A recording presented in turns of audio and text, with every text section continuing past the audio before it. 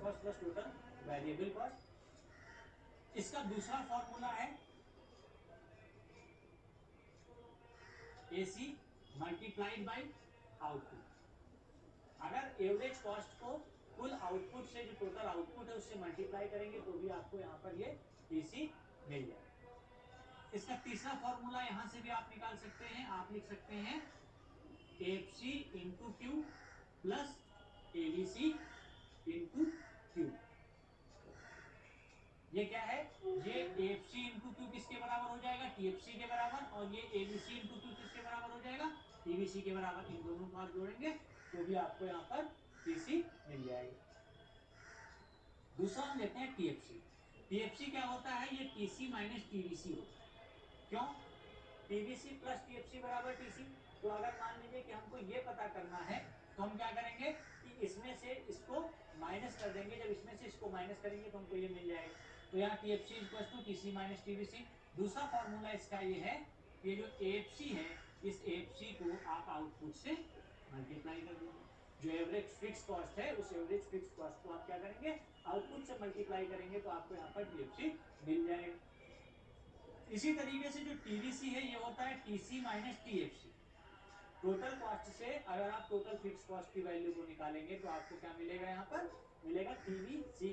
या यहाँ पर आप ऐसे भी लिख सकते हैं कि जो एवरेज वेरिएबल कॉस्ट है इसको अगर आप आउटपुट से मल्टीप्लाई करेंगे तो भी आपको TBC मिल जाएगा। TBC निकालने का एक और फॉर्मूला है, वो ये है कि जितने भी मार्जिनल कॉस्ट की जो भी वैल्यूज हैं उन सारी वैल्यूज को आप क्या करें, टोटल कर दीजिए। ये एक्चुअली सिग्मा है, ये क्या है, ये है sigma. Summation of marginal cost is also equals to total variable cost. इसी तरीके से यहाँ पर TC में भी आप इसको लिख सकते हैं कि आप यहाँ लिख सकते हैं कि summation of marginal cost plus TFC। ये जो समेशन ऑफ मार्जिनल कॉस्ट है किसके बराबर हो जाएगा, TBC के, और TBC प्लस TFC करेंगे तो आपको क्या मिल जाएगा, यहाँ पर TC मिल जाएगा। तो समेशन MC होगी। इसके बाद आप आ जाइए एवरेज कॉस्ट पर। AC जो है वो होता है AFC plus ABC। Average variable cost और एवरेज फिक्स कॉस्ट दोनों मिलाकर के एवरेज कॉस्ट की वैल्यू को निकालेंगे।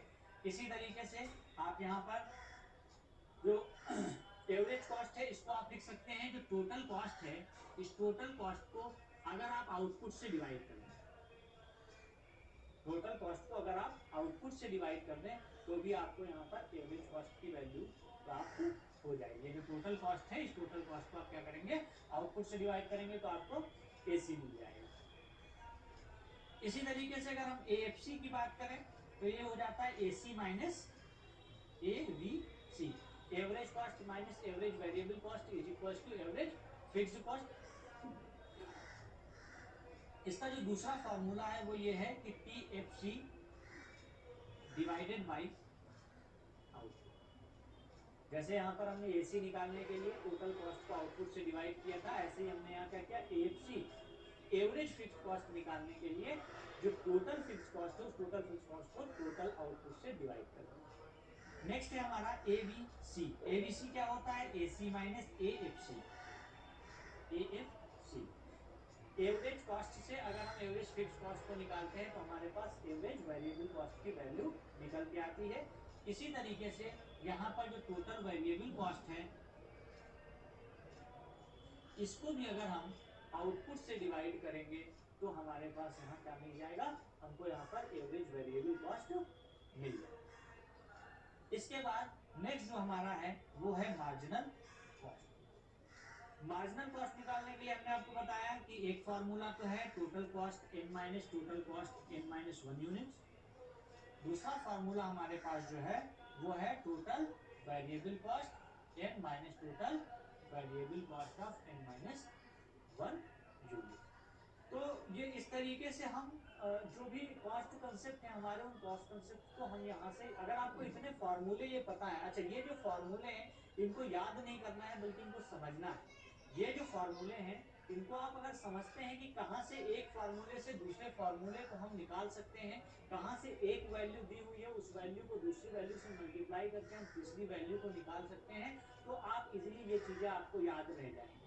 और जब आप इसकी प्रैक्टिस करेंगे तो आपके सामने कोई भी टेबल आ जाए, कैसी भी टेबल आ जाए, तो उसमें आपको कहीं कोई प्रॉब्लम नहीं होगी। आप इजीली किसी भी तरीके की टेबल में कहीं से कोई भी वैल्यू फाइंड आउट कर सकते हैं। दूसरी जो इंपॉर्टेंट बात है वो ये है कि जब आप टेबल फिल कर रहे हो तो आपको ध्यान रखना है, क्वेश्चन पेपर में ऐसा जरूरी नहीं है कि जो वैल्यूज आपसे टेबल में फिल करने के लिए पूछी गई हो केवल आप उन्हीं वैल्यूज के कॉलम्स को बनाएं।